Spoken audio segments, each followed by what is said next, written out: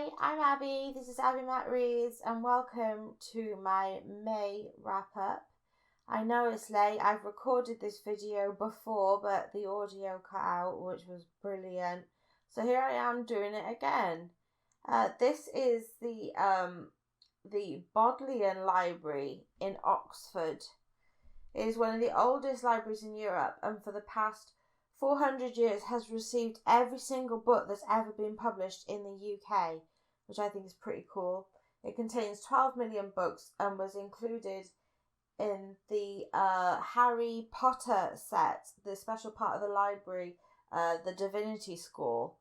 And you can see why. It looks kind of old-fashioned and wizardy. Okay, here's the intro and then we'll get on with the books.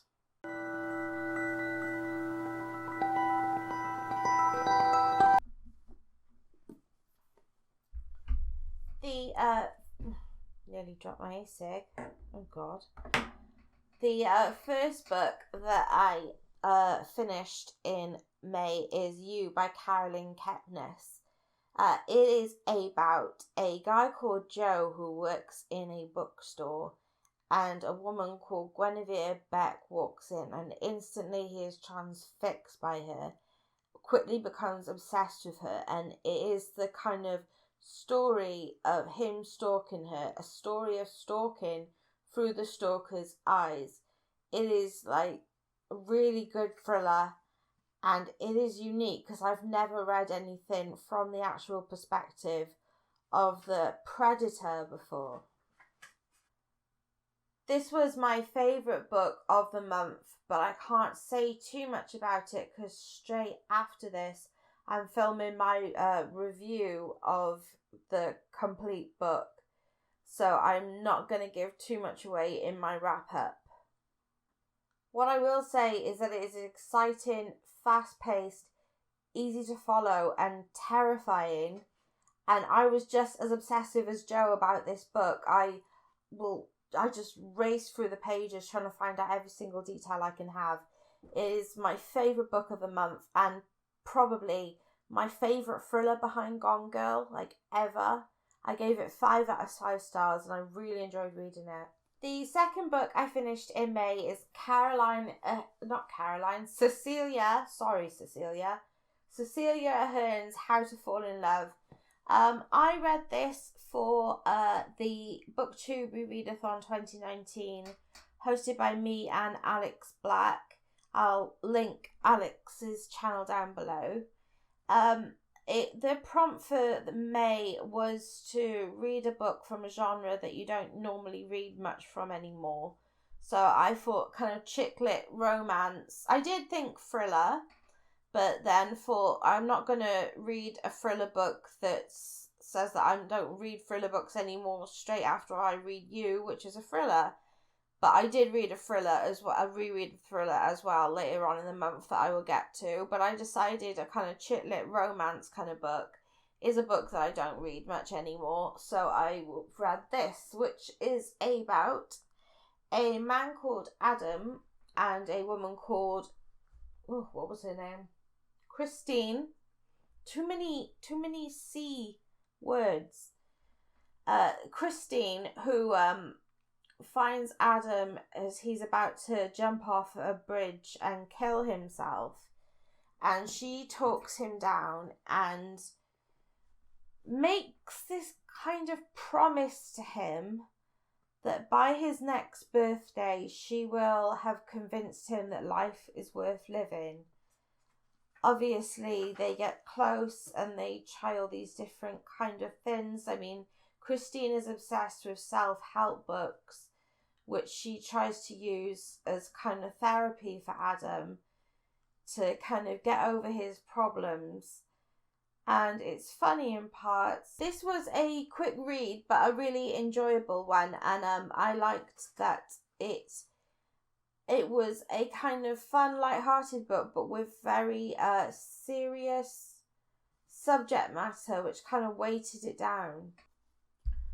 All of the characters were agreeable, if not likeable, and I enjoyed them. I did not see the point in some of them being there. I think they was kind of little avenues and little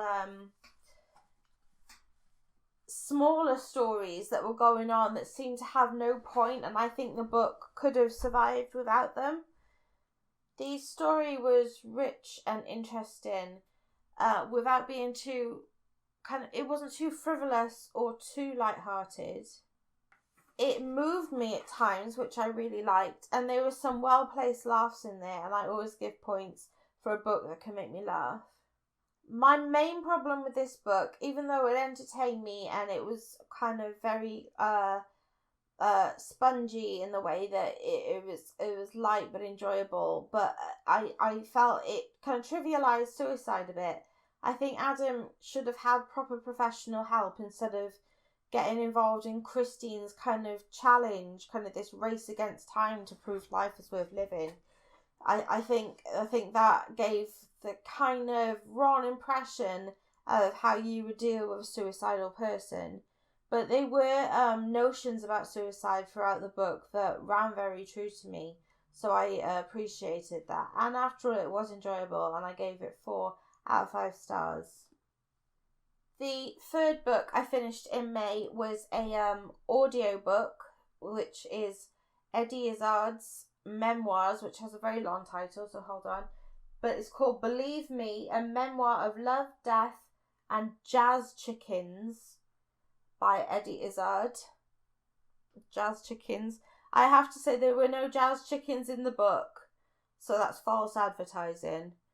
But anyway, if you don't know, Eddie Izzard is a British comedian who is transgender. He identifies as a male lesbian, and he is hilarious. He did his main bodies of work in the 90s, and as I was growing up as a kid, my parents loved stand-up, which meant I loved stand-up, so as a kid, he was on the TV all the time, and I love his comedy. It's very surreal, very out there, but very clever and intelligent.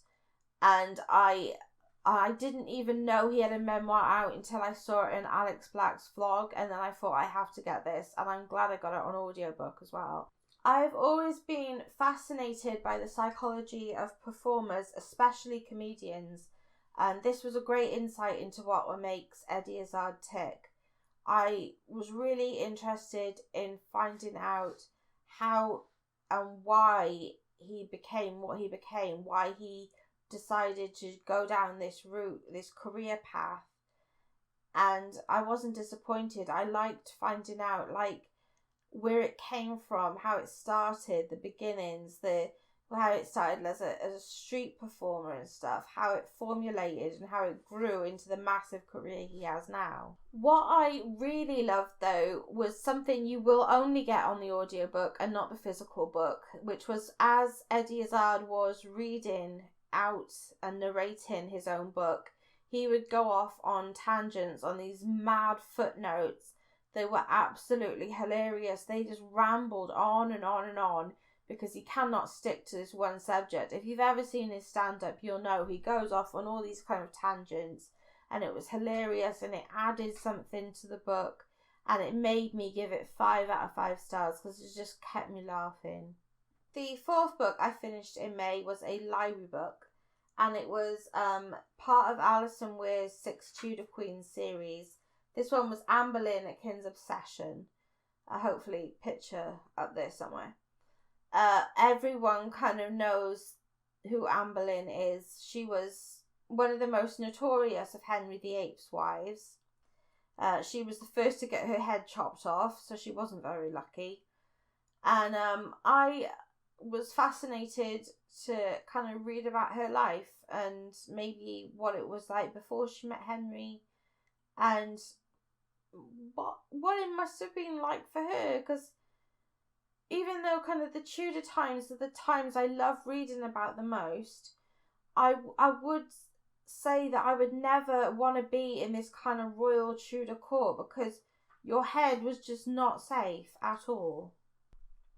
Alison Weir is great at writing historical fiction. She does also write biographies that I'm not a big biography reader, so I don't think I'll ever get to them. But I do love her tales for these 6 Tudor wives.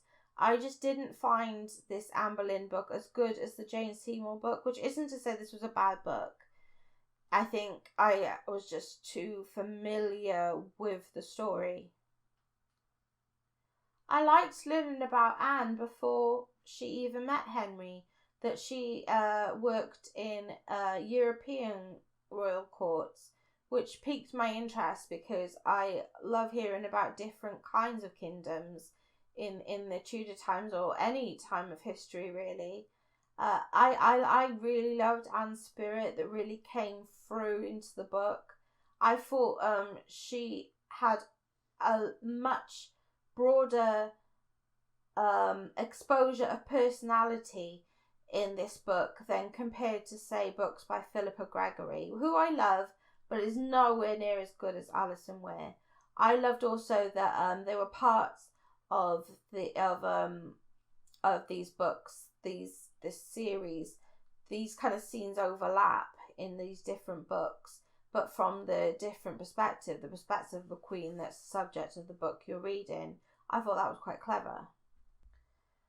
I had a big problem with it though. I thought that in the part where Anne and Henry are waiting for Henry's divorce to Catherine of Aragon and waiting for the Pope to give them a dispensation or whatever it's called, there was just 150 pages where absolutely nothing happened, really. Where they were just waiting and waiting and nothing happened, and I had to force myself to read through that. It was boring, and I don't understand. I mean, obviously, that would be the main thing about writing historical fiction, is that you can't just make things up to make certain time periods more interesting, can you? You have to stick to the facts. So if nothing really happened at that time, then nothing's going to happen in the book. But it is problematic. But I would say if you enjoy historical fiction, then do still give it a go, because the second half was amazing and I flew through it, which is why I'm giving it 4 out of 5 stars.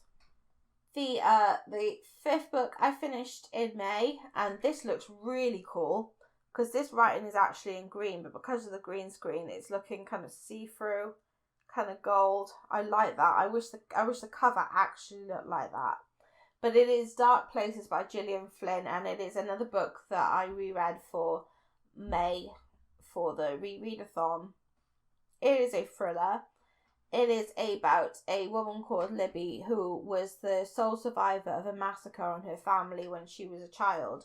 Her brother Ben had been convicted of the murders of her family and has been in prison ever since. But now Libby is running out of money and comes across a man with preposition. He runs a kill club, which sounds delightful, but it is full of people who have kind of conspiracy theories about murders and crime cases. You know, kind of the same kind of people who, you know, completely engrossed and immersed in kind of making a murderer type thing, except this was way before. And they believe that Ben didn't do it, and as they will pay Libby to do things like visit Ben in prison and give them information or give them old letters or things like that, as she is unearthing things to get money to pay for her pretty miserable life, really, she starts to realise that maybe they're onto something, and Ben maybe didn't kill the family. Dark Places cannot compare to Sharp Objects, also by Gillian Flynn, and nowhere near as good as Gone Girl. I mean, but that's a given. I think most people say that this is their least favourite book out of the 3, but it is still a good book. It's well written, and I love the way that the story, the perspectives change not just from person to person, but from time zones. You know, back in the 80s when the violence was about to happen, and to present day where Libby is investigating it. It's cleverly done, and it's really 2 stories, but they're so interwoven, it just feels like one solid story. There's no confusing points, and there's no things that are just thrown in to make it more interesting. Everything about this is important, so you have to pay attention, but it is easy to follow. The idea of a kill club is quite morbid and dark, but the whole book is quite a dark book, and I really thought the kill club could have worked a bit better if the members weren't so annoying. I didn't like the way that they all felt they had a right to be in Libby's business. I mean, I know they were paying her, but still, I don't like the way, I just don't like the way they talked to her as if she was more of a point of interest than a human being. But the rest of the characters I loved, and there weren't too many of them that you couldn't keep track. My major problem was the reaction or lack of reaction that the characters have when faced with kind of important events. They seem very kind of apathetic when something, not disastrous, because it's not a well, I suppose it could be a disastrous kind of turn of events, but even if it was, these characters just don't seem to react to it in the way that you would expect anyone to react to it. But I still loved it, and I give it 4 out of 5 stars. The 6th book I finished in May was Legendary by Stephanie Garber, and I reread this because I bought Finale on the second day it came out, and I couldn't remember Legendary at all, even though I had only buddy read it with Cress like a year ago, so it wasn't that long, but I really wanted to reread it. If you don't know about the Caraval trilogy, it's a kind of you follow 2 sisters, Tella and Scarlet, who are playing this game set by this mysterious man called Legend, who will grant you a wish if you play this magical game and follow clues and get to the end. And it is always in a different place every time. It's very magical and imaginative. But the first book was based on Scarlet and her trials and tribulations with the game, and the second book is based on her much less annoying sister Tella. I love this book. The world building is is exquisite and beautiful and complex. There's a lot more magic and magical goings on in Legendary than there is Caraval. The idea of the game is what captured me to read the trilogy in the first place. So it kind of annoyed me that Tella wasn't playing the game properly. She wasn't finding the clues and following them and going after the next clue or anything like that. She wasn't playing the game properly. So, but it didn't take away any of the excitement because there are other things going on. I don't want to spoil it for you, of course, but there are other things going on. There's the introduction of the Fates, and there's certain things to do with her mother that they haven't seen in years.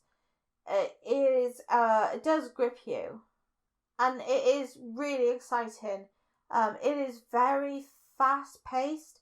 A lot happens in a short amount of time, but you don't get lost or confused at any point. Well, I didn't anyway. And I thought also Tella's relationship with a man called Dante was much less irritating than Scarlet's relationship with a guy called Julian, but everything about Tella is way less annoying than everything about Scarlet. I think most people would agree with me there. I liked all the characters, but especially Jax, the villain. I think he was a perfect villain. He was my definitely favourite character in this book. And I give this book 4 out of 5 stars. The last book I read in May was finally Finale by Stephanie Garber. And it is the last in the trilogy. The kind of games are over, but the drama's not over. And this kind of features equally both sisters and other parts of the cast, as the ends are tied up, but the games are over, but the excitement is still there. I didn't start out loving this book, and I nearly gave it 3 stars. What really pissed me off was that something happens at the beginning of the book that basically makes the whole point of Legendary redundant, and that irritated me. I won't tell you what it is, but you should watch it. And also, you know, with the games over, I kind of lost kind of interest in what these characters were doing. They weren't playing the game. They were kind of like free roaming around, and it just wasn't as structured as like Legendary or Caraval. But as I got further into the book, I started to absolutely love it, to be honest. The fates that were introduced were fun and imaginative. They brought a real spark to the book. And the book was action-packed and really well paced. The characters were brilliant and distinct, as the relationships seemed to have matured. So even Teller's relationship, not Teller, even Scarlett's relationship with Julian was not as irritating as it was in Caraval or indeed Legendary. And I thought the ending tied up the loose ends and was very satisfying, and I gave this book also a 4 out of 5. Well, thank you for watching my May wrap up. If you've read any of these books and have an opinion, just comment down below. Please press the like button if you liked it, which I'm sure you did, because why wouldn't you? And please subscribe if you're new. I'm slowly gaining more subscribers as I go along, and I'm very happy with it. You can find me on Twitter at AbbieMattReads and Facebook.com/AbbieMattReads. I'm gone for now. Bye.